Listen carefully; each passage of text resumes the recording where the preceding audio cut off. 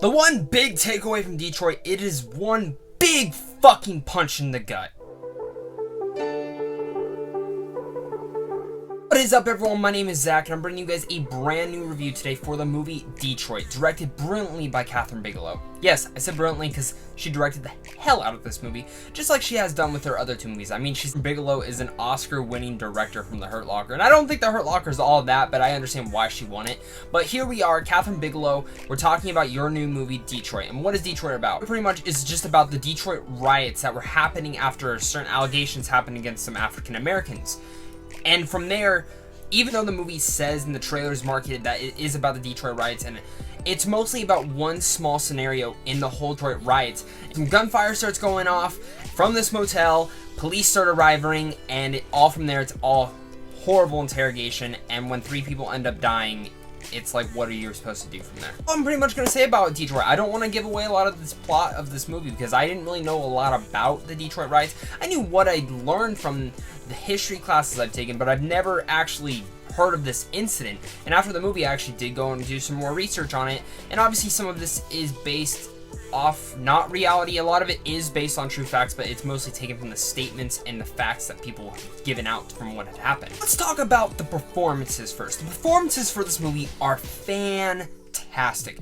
Everyone in here was great. There's some characters in here, some actors that show up, and I'm like, damn, I kind of wanted you to have a little bit more. We had the guy who played Eazy-E show up in here, and I kind of wanted a little bit more of him. And John Krasinski, Jim from The Office, was also in here. He did a great job. He needs to be shown more in movies. Honestly, the best performances in here are, bar none, Will Poulter as one of the racist police officers in here. He is fantastic. And if you don't know who Will Poulter is, he's the guy from We Are the Millers, the kid. Fantastic. This is the best performance I've ever seen Will Poulter give, and I can't wait to see what he does next, because Will, you are a tremendous force. I hated you in this movie, and you were great. But really, you're an asshole in this movie. John Boyega. I love seeing John Boyega pop in other things ever since Force Awakens. I know he did Attack on the Block, but ever since Force Awakens, he's been getting different roles and more roles, and this was fantastic to see him as well. I thought they could have used him a little bit more, but from what they gave him, he was also great. Anthony Mackie's also in the movie, and Anthony Mackie does a pretty fucking great job in here. I love Anthony Mackie, and him showing up in here, playing this veteran, also in the motel, getting interrogated, was great to see, and just the emotion he brought. And a new actor I've never really heard of before, Algie Smith, who plays Larry in here, a singer who gets all caught up in this mess in the motel. He was fantastic. I'm going to be looking out for his work in the near future because I thought he was really one of the surprise hits out of this movie, and I was rooting for his character the whole time. The way the story was told was very interesting. I thought Kathryn Bigelow did a great job with the way she told it, and especially they start the movie off with this weird animation that I've never seen before in a movie, and how they're telling the story of what's going on with the Detroit riots. It was a little bit jarring, but I appreciate that she put that little effort in there because it was different to see a biopic kind of retelling of a real-life event start off like that. It's different, and I like how Kathryn Bigelow told the whole story overall. Troy, honestly, I can't say this is probably going to be her best movie, and that's not a bad problem either. I don't think this movie's a masterpiece either. I think it is overly too long. I think the pacing starts a little too slow in the beginning. I think you could have cut it up and chopped it up a little bit to feel more condensed in, because for me, like, you marketed this movie to be a Detroit riots, and I understand you're trying to get us to know the characters more, but to be honest, I cared about the characters just because of the situation they were in. I didn't really care about their backstories per se, and that's my thing, is that you could have easily started this at the motel and then ended it a little bit after the motel, because once the whole sequence ends, there's still at least 30 more minutes. And a lot of that 30 more minutes was just showing what happens after. But you could have easily tied that up very fast with just words. And I don't mind it. I like that she did it. But it did start getting overly long for me. And I started being like, okay, when's this movie gonna end? I started checking the clock. And I was like, that's not what a movie should be making me do. It makes you open your eyes more to what was going on in these riots. And just the fact that this was only one small scenario in a whole city of this happening was just insane.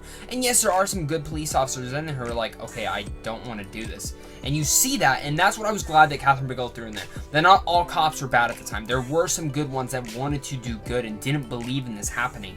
But a lot of people didn't want to stand up for it. And I mean, like I said, Will Poulter is a complete asshole in this movie, and the other cops in his little crew were also bad, but they were just racist. And seeing that in this movie just really punches you in the gut, saying, I can't believe people would do this. It tells a very great story, and something small small that I don't think a lot of people have ever heard of.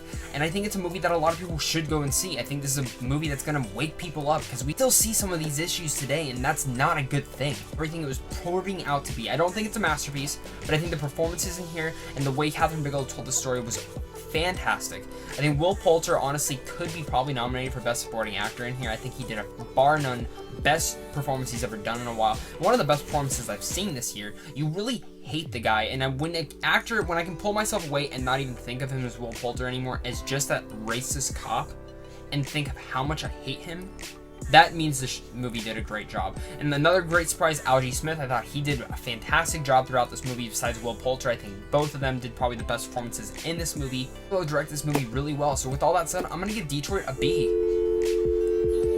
I don't think Detroit's an amazing movie. It's probably not going to end up in my top 5 of the year, but I do think it's a movie that a lot of people should go check out. I think it's a great movie. I think it was better than Dark Tower, honestly. Just a little overly too long. So make sure when you do go see Detroit, prepare yourself that this is a long movie and you're getting yourself into it.